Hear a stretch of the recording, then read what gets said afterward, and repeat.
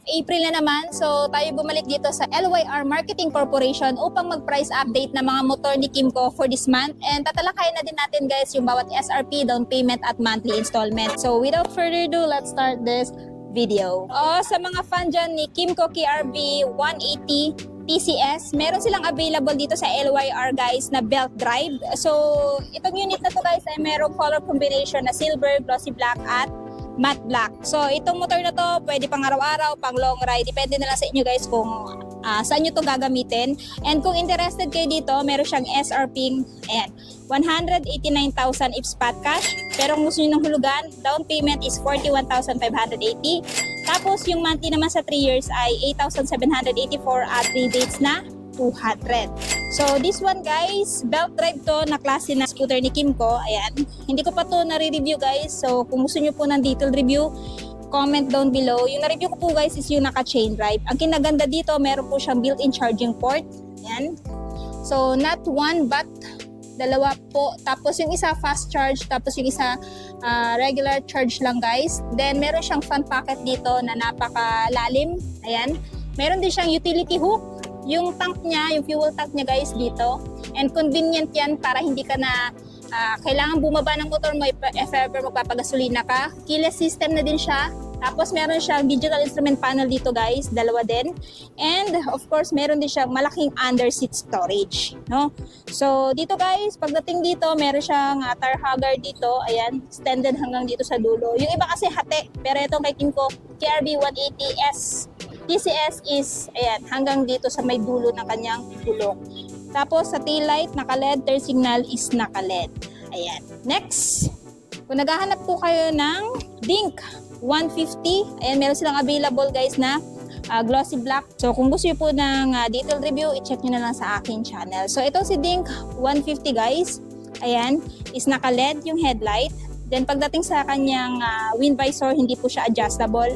Pero yung kinaganda dito guys, napaka taas po ng kanyang wind visor. Taas yung level ng wind visor, di kumpara doon sa ibang mga scooter na medyo mababa. And ang kinaganda nito, pag ilo-long ride nyo, high speed nyo, makakaasa kang sasanggain nitong wind visor na to yung hangin at hindi dadirektas tatama sa body nyo. And this one guys, if ever interested kayo dito kay Dink 150, this one is naka-TCS pala, no? Traction control system. Isa yung safety feature na nilagay ni Kymco dito kay Dink. Para nang sa ganun, if ever idadaan nyo to sa malulubak, mababasang lugar, malulumot na lugar, depende sa road condition, yan, sisikapin ni rear wheel na makahawal sa ikot ng front wheel. In that way, makakaiwas kayo sa pag-skid ng gulong or sa disgrasya. So, SRP guys ay 152,900 if spot cash. Pero kung gusto nyo ng hulugan, of course, meron siyang down payment na 16,819 at monthly naman po sa 3 years na 7,120 at rebates na 200. Ayan. So, check natin dito guys. Naka-fully digital din po pala yung kanyang dashboard. Tapos, meron siyang keyless system. Fuel tank niya nandyan. If ever naman po sa sitting position, aside sa upright sitting position guys, meron na po kayong option for cruising style. Tapos, ito yung kanyang front pocket dito. Ayan. Sa mga nagtatanong, na-curious, si Dink ba meron bang charging port? So, hindi po natin makikita dito yung charging port guys kasi yung charging port niya is nandito. Ayan o, nakatago. So, nung una kong na-meet si Dink, hindi ko talaga makita yung charging port niya. Yung pala, nandito siya. Yan. Kakaiba na din pala kasi yung placement ng charging port niya guys. Pagdating sa kanyang tail light, naka-LED, turn signal, naka-LED na din. Ayan, tapos naka-dual shock absorber na siya. So, maraming may gusto nito nang sa ganun, pag idadaan nyo to sa off-road, smooth lang po yung play ng suspension niya. Next, ayan, sa mga naghahanap guys ng DT 360, ayan, meron silang available guys na color matte black at silver. Naka-TCS na din siya. So, si DT 360 guys, ito yung itsura niya sa front. Para siya yung kuya ni Dink 150 guys. Medyo magkahalintulad kasi sila ng itsura. Mas sharp lang si Dink kumpara dito kay DT 360. And sa mga nagtatanong expressway legal ba itong scooter na to? Hindi po siya expressway legal guys. No? Kasi nga po siya ay 300cc lamang. Expressway legal is yung 400cc above. So kung interested po kayo dito ay DT360, meron siyang SRP ngayong buwan ng April na 239,000 pesos. If spot cash, pero kung gusto nyo ng hulugan, down payment is 78,870 at yung monthly sa 3 years na 11,088 at rebates na 200. So si DT360 guys, yung nagustuhan ko dito, meron siyang generous seat cushion na talagang napaka-comfy pag gagamitin nyo to sa long ride, endurance, Philippine loop. Depende guys kung ano yung trip nyo, kung saan nyo dadalhin itong motor na to. Ang masasabi ko lang is nabibigay siya ng comfort, no? Pagdating naman sa kanyang seating position guys, meron din siyang option for cruising style na kung saan pwede mong iunat yung paa mo pag nakaupo dito. So in that way guys, hindi ka masyado mangangawit, no? Sa long ride nyo. So keyless system pa rin siya guys. Meron siyang front pocket dito. Ayan. So ito yung front pocket niya. Yung keyless system niya ito. Tapos dito sa kabila, front pocket din to. Ano ba to? Hindi. Tapos dito sa kabila, ayan, I think hindi to front pocket.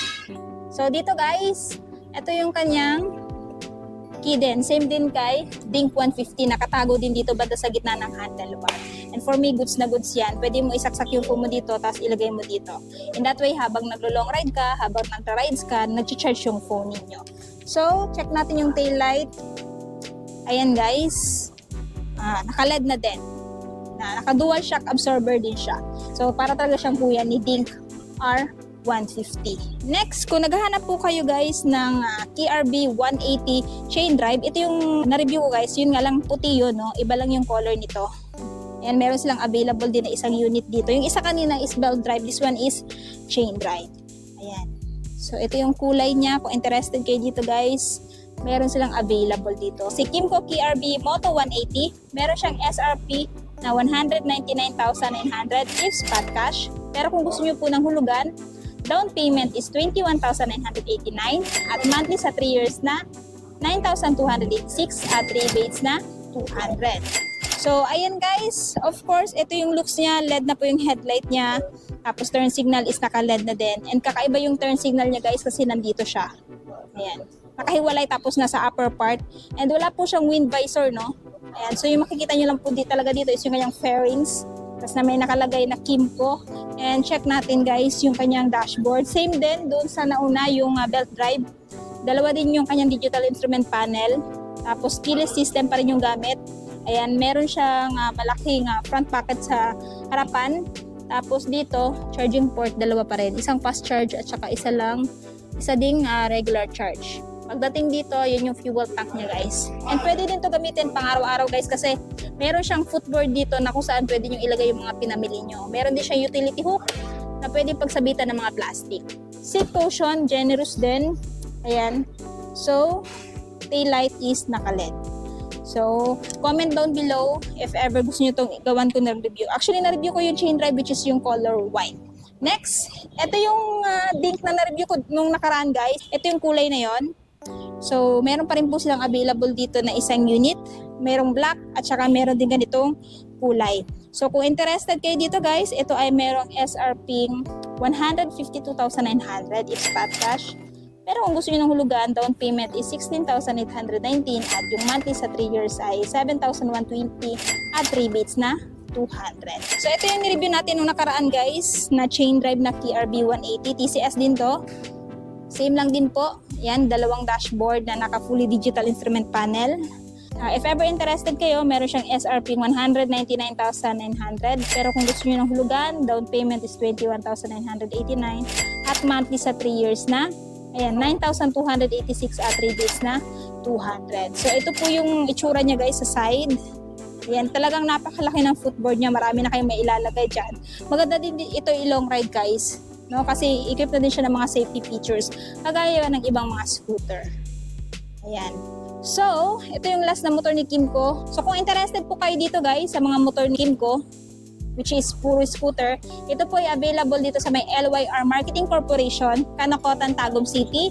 Full address nasa screen. Ayan. Para mas maka-inquire kayo guys, i-check nyo na din yung aking description box. Ilalagay ko na din po doon yung full address, mag yung phone number po nila para po mas makapag-inquire kayo regarding sa mga scooter nila. So natapos na nga natin ikutan yung mga motor ni Kymco. Alin sa mga motor na napakita ko sa video ito, yung natitipuhan yung bilhin. I-comment nyo nga sa baba at syempre kung bago pala kayo sa channel ko at hindi pa nakapag-subscribe, huwag kalimutan mag-subscribe para ma-notify kayo once may bago tayong upload. So yun guys, hanggang dito na muna tayo. Ride safe and peace out!